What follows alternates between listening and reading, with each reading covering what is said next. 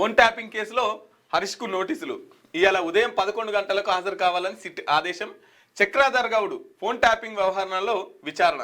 I news మాజీ ఎండి శ్రవణ్ రావుతో కలిసి హరీష్ రావుకు ట్యాంపింగ్ పాల్పడినట్టు ఆధారాలు.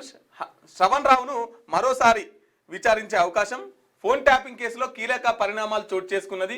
బీఆర్ఎస్ ఎమ్మెల్యే హరీష్ రావుకు సిట్ సోమవారం నోటీసులు జారీ చేసింది. మంగళవారం ఉదయం 11 గంటలకు జూబ్లీహిల్స్ పోలీస్ స్టేషన్లో సిట్ కార్యాలయంలోకి విచారణకు హాజరు కావాలని ఆదేశించింది. సోమవారం నార్సింగ్లోని హరీష్ రావు నివాసానికి సిట్ అధికారులు వెళ్ళగా ఆ టైంలో ఆయన సొంత నియోజకవర్గంలో సిద్దిపేట పర్యటనలో ఉన్నారు. దీంతో అధికారులకు నోటీస్ కాపీలను ఇచ్చి సిబ్బందికి ఇచ్చారు. సిద్దిపేట ఎమ్మెల్యే అభ్యర్థిగా పోటీ చేసిన రియల్ ఎస్టేట్ వ్యాపారి చక్రాధర్ గౌడ్ ఫోన్ ట్యాపింగ్ వ్యవహారంలో హరీష్ రావును సిట్ విచారిస్తున్నట్టు తెలిసింది. చక్రాధర్ గౌడ్ ఇచ్చిన ఫిర్యాదు ఆధారంగా హరీష్ రావు అనుచరులను పంజాగుట్ట పోలీసులో గతంలో అరెస్ట్ చేశారు.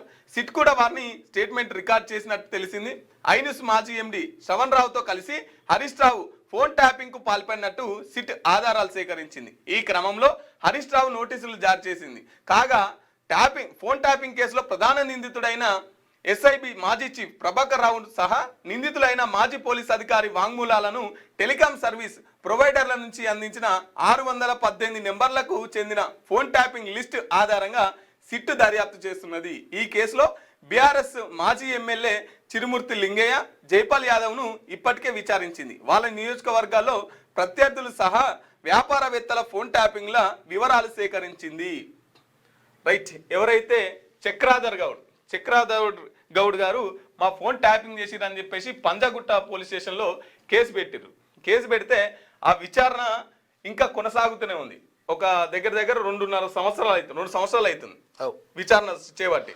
విచారణ జరుగుతూ ఉంటుంది. మళ్ళీ ఇలా అధికారంకి వచ్చేదాకానో లేకపోతే అందరు కలిసిపోయేదాకానో విచారణ జరుగుతూ ఉంటుంది. స్పెషల్ ఇన్వెస్టిగేషన్ ఈ టీం ఏదైతే ఉందో ఈ టీము రాష్ట్ర ఆధీనంలోకి వాళ్ళ సుప్రీం గైడ్ లైన్స్ ప్రకారం అది పనిచేస్తూ ఉంటుంది. ఆ పనిలో భాగంగానే ఈయనకు నోటీసులు అయితే జారీ చేసిరు. విచారణకు హాజరు కమ్మని ఈరోజు అయితే చెప్పడం జరిగింది. అయితే ఈ 618 నెంబర్లకు సంబంధించి ఇప్పుడు డిసెంబర్లో ఎలక్షన్స్ జరిగాయి.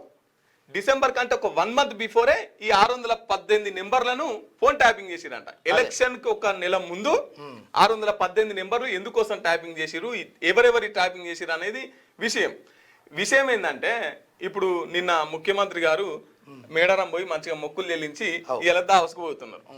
ఇక ఏదో ఒకటి ఈడ ఒకటి డిస్కషన్ నడవాలి కదా, ఈడొకటి మాట్లాడుకుంటానికి తెలంగాణ ప్రజలు మాట్లాడుకుంటారు కదా, అందుకని చెప్పేసి నిన్ననే మాట్లాడుకున్నాం కదా, వీళ్ళిద్దరూ ఒకరి మీద ఒకరు చేసుకుంటారు ఇతర ప్రయోజనాల కోసం. ప్రజలకు ఇంకా వేరే విషయాలు తెలియకుండా నీ మీద నేను కొట్టినట్టు చేస్తా, నువ్వు ఏడ్చినట్టు చేసి నేను ఇచ్చినట్టు చేస్తా అనే కార్యక్రమాలు ఉంటాయి. ఏముండదు ఇడ.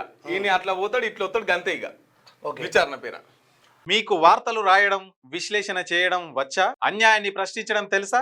ఇంకెందుకు ఆలస్యం? క్యూ న్యూస్ మిమ్మల్ని ఆహ్వానిస్తుంది. ఉమ్మడి ఆదిలాబాద్, వరంగల్, కరీంనగర్, నిజామాబాద్, ఖమ్మం, మెదక్, రంగారెడ్డి, హైదరాబాద్, మహబూబ్ నగర్ జిల్లాలకు రిపోర్టర్స్ కావాలను సంప్రదించవలసిన ఫోన్ నెంబర్ 8688926084.